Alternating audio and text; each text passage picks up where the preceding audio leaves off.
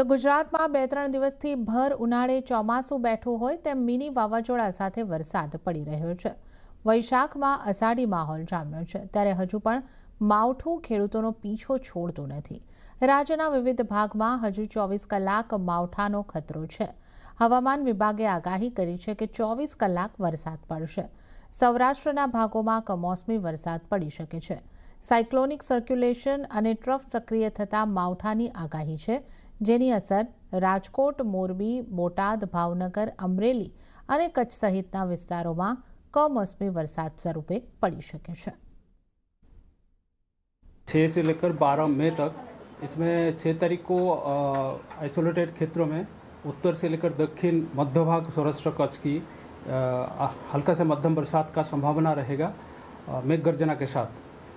जो डिस्ट्रिक्ट इसमें हम लोग आज दे रहे हैं अमरेली, भावनगर, बोटाद, मोरबी, राजकोट और कच्छ के लिए दिया गया है।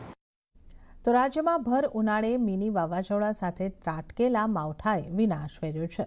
દાહોદના વિવિધ વિસ્તારમાં કમોસમી વરસાદ પડતા ખેતરોથી લઈને રહેણાંક વિસ્તાર સુધી અપાર નુકસાની થઈ છે। ક્યાંક થાંભલા જમીનમાંથી ઉખડી ગયા તો ક્યાંક મકાન ધરાશાયી થઈ ગયા।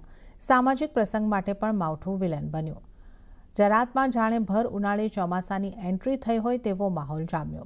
આકાશમાં અત્યાર સુધી આગના ગોળા વરસી રહ્યા હતા, જેના બદલે વહેલી સવારથી અચાનક વાતાવરણ બદલાયું અને કમોસમી વરસાદ ખાબકવા લાગ્યો હતો।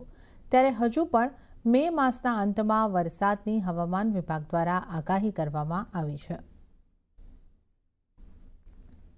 તો તોફાની પવનની સાથે વરસાદ ખાબકતા ઠેર ઠેર વૃક્ષો ધરાશાયી। 2 દિવસથી ગુજરાતમાં વાવાઝોડું વિનાશ વેરી રહ્યું છે। તોફાની પવન સાથે મિની વાવાઝોડું ત્રાટકતા ગામડાઓથી લઈને શહેર સુધી તબાહી મચી છે। અમદાવાદમાં પણ મોડી સાંજે ભારે પવન સાથે ખાબકેલા પવનને કારણે અનેક વૃક્ષો જમીનદોસ્ત થયા। ઘણા ભાગોમાંથી નુકસાનીના દ્રશ્યો સામે આવ્યા છે।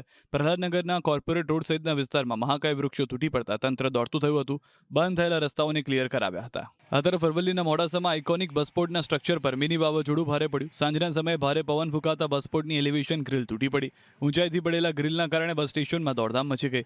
અંદાજે 10 મિનિટ સુધી અહીં ભારે પવનો ફૂંકાયા। નજરે જોનારાનો દાવો છે કે થોડા સમય માટે અહીં ભયનો માહોલ સર્જાયો। બસ સ્ટેશન ઉપરાંત મોડાસા 4 રસ્તા નજીક એક સીડી નીચે પડતા કારને ભારે નુકસાન થયું। કોઈ ફટાકડા ફૂટતા હોય તેવા દ્રશ્યો અરવલ્લીના મેઘરજના છે। મિની વાવાઝોડા સાથે પડેલા વરસાદને કારણે વીજતાર ટકરાયા હતા, જેથી કોઈ ફટાકડા ફૂટતા હોય તે રીતે વીજતારમાં ધડાકા થયા। એક બાદ એક તણખા જરતા લોકોમાં અફરાતફરી મચી ગઈ હતી। તુરંત વીજ ટીમને જાણ કરી હતી।